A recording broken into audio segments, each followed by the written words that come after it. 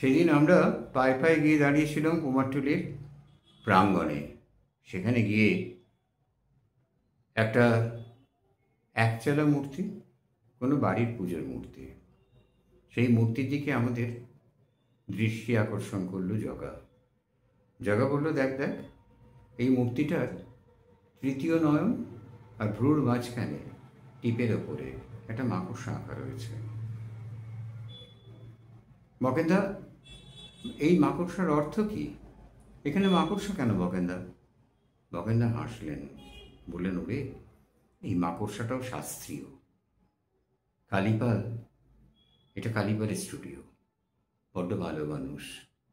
আমি যখন আর্ট কলেজে পড়তাম, উনি আমাকে মূর্তিতত্ত্বের অনেক কথা বলেছিলেন। তা কালীপাল বললেন যে, বকেনবাবু ঠিক বলতে পারবে, বকেনবাবু ডবল আপ আসছে, চলতে চলতে কথাটা শোনা যাক। বকেনবাবু বললেন, মাকড়সা হচ্ছে 8টা পা তো অষ্টপাশের প্রতীক। আর এই অষ্টপাশ অনেক রকম আছে। প্রথমে এই অষ্টপাশের বিষয় বলি, যেটা শুম্ভ অসুর, মহাবলশালী মহাবলী শুম্ভ নিশুম্ভকে দেবী বধ করেছিলেন। সেই শুম্ভের পৃষ্ঠপোষণায় যে 8টি অসুর গোষ্ঠীর বড় হয়ে উঠেছিল এবং তারা মানুষের মনে 8টি কুপ্রবৃত্তি দিত। আপাত দৃষ্টিতে হয়তো সেই প্রবৃত্তিগুলো সবগুলো কুপ্রবৃত্তি লাগতো না, কিন্তু সেগুলো প্রত্যেকটার ফলই মানুষের পক্ষে খারাপ ছিল। তা এই 8টি পাশ মানে কি না দড়ি। বুদ্ধদেবের ছেলের নাম কি ছিল? রাহুল। রাহুল মানে কি না পাশ, দড়ি, অর্থাৎ যে তাকে সংসারে আটকে রাখবে। তো এই যে অষ্টপাশ, এই অষ্টপাশ হলো মাকড়সার পায়ের প্রতীক। মাকড়সা এই অষ্টপাশকে দূরীভূত করবে। তাহলে এবার আয়, অষ্টপাশ কি আমরা জানি। দেখি আমার কলমচির খাতা কি বলছে। কলমচির খাতা বলছে যে এই 8টি পাশ 8টি অসুর সম্প্রদায়, অর্থাৎ 8টি অপপবিত্রীর প্রবৃত্তির প্রতীক। যেমন অবজ্ঞা বা ঘৃণা, লজ্জা, ভয়, শঙ্কা, সন্দেহ, জুগুপ্সা মানে বিতৃষ্ণা, কুল পরিবার, কুলের গর্ব, আমি বড় কুলে জন্মেছি, আমার কুল নিয়ে গর্ব, শীল নীতিবোধ বা সেই অহংকার, এবং জাতিগত অহংকার। এই যে 8টি পাশ, এরা আমাদের সমস্ত রকম মুক্তি, সমস্ত রকম সাধনা, সমস্ত রকম প্রাপ্তি থেকে আটকে রাখে। তাই এই 8টি পাশ কোনো অবস্থাতেই কাম্য নয়। একথা দেবী আরাধনায়, দেবী দুর্গার আরাধনায় এই 8টি পাশ নাশ হয়।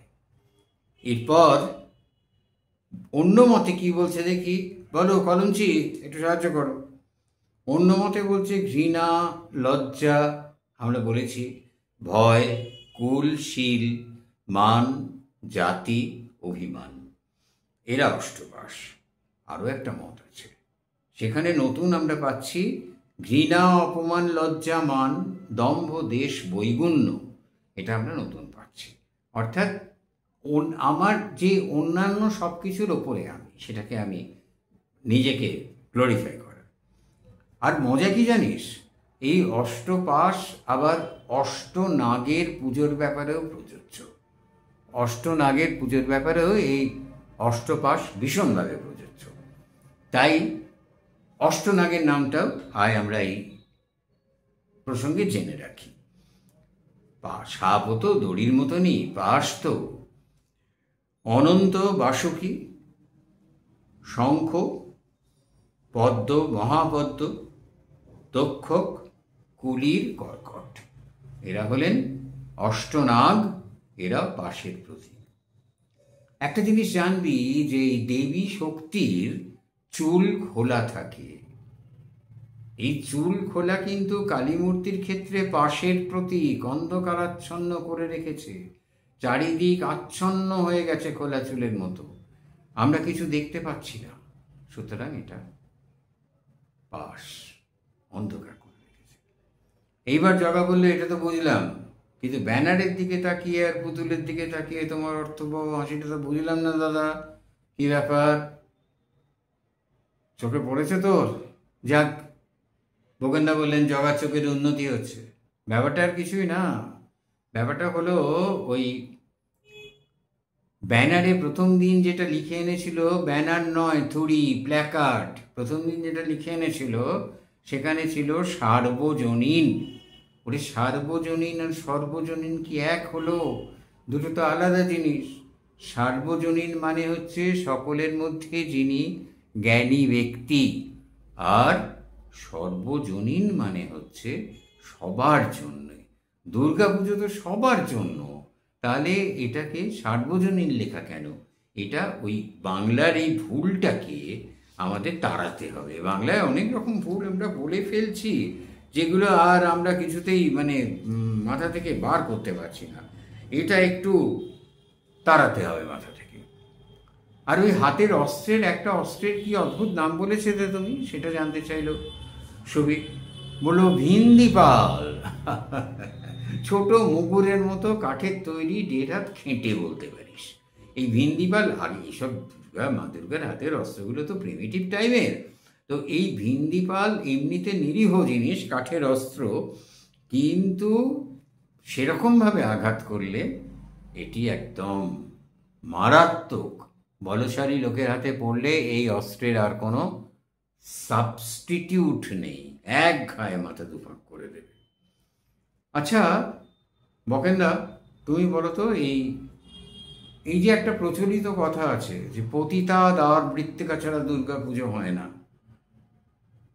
বকেনদা বললেন দেখ, এই পতিতা বললে একটা সেন্সেশন ক্রিয়েট হয়, তো সেই জন্য মানুষ আগে বলে ও পতিতা দ্বার মৃত্তিকা শুধু নয়। দেখি কলমচির খাতা কি বলছে। কলমচির খাতা বলছে ব্রাহ্মণী, কপালিনী, মালিনী, রজকিনী, নাপিতানী, গোয়ালিনী, শূদ্রাণী, নর্তকী, পতিতা, এই সমস্ত দ্বার মৃত্তিকা নিয়ে এসে দুর্গাপুজোয় ঘটের মধ্যে দিয়ে সেই জলে পুজো হয়। এগুলোর অর্থ কি জানিস? এই যে ধর পতিতা দ্বার মৃত্তিকার অর্থটা কি, যে এখানে পুরুষ তার সমস্ত গুণ সদ্গুণ পরিত্যাগ করে ওই মাটিতে ফেলে রেখে সে পতিতা গৃহে প্রবেশ করছে। তাই এখানে ওই পতিতা দ্বার মৃত্তিকাটা একটা পুণ্যের জায়গায় চলে যাচ্ছে। কিন্তু নাপিতানির বেলায় তো সেটা বলা যাচ্ছে না। আসল কারণটা হলো inclusion of all sorts of men and women of this society. এটা সবার ইনক্লুশন, সবাইকে নিয়ে পবিত্র করে। তাই দুর্গা পুজো উৎসব, দোল দুর্গোৎসব বলা হয়, কালী পুজো উৎসব বলে না। কালী পুজোয় সবার যোগদান নেই, দুর্গা পুজোয় সবার যোগদান আছে। সমাজের সেই একদম বাইন চর্মকার সম্প্রদায় থেকে পুরোহিত শ্রেষ্ঠ। আচ্ছা, তাহলে দুর্গা পুজোর এই ব্যাপারটা খেয়াল থাকবে, সবার পরশে পবিত্র করা তীর্থ নিলে। নমস্কার।